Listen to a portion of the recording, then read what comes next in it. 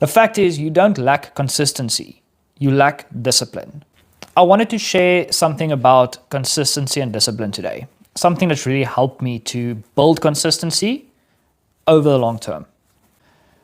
If you say, I'm going to do this, whatever that is, I'm going to start eating healthier, I'm going to go to the gym 3 times a week, or I'm going for a run 3 times a week, whatever the thing is, if you build enough evidence for yourself of keeping to that promise, you will develop consistency. And getting to a point where you're consistent at something means you have to have discipline first.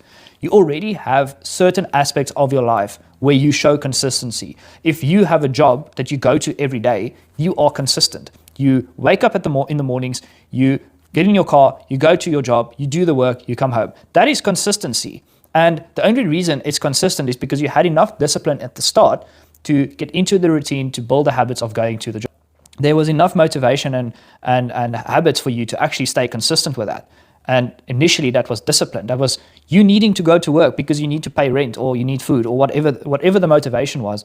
There was some sort of, holy shit, I need to do this, discipline to do that. It starts with you making a decision that your current habits or current way of doing things is not working and you need to make a change.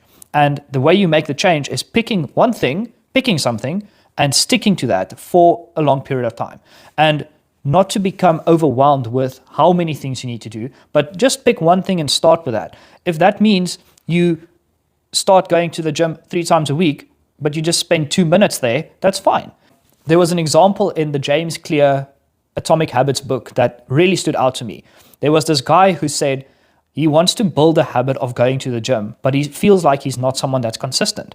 So for the first month, and don't quote me on the exact numbers, but I think for the first month, the only thing he did was put on his workout clothes, drive to the gym, walk into the gym, and walk back out.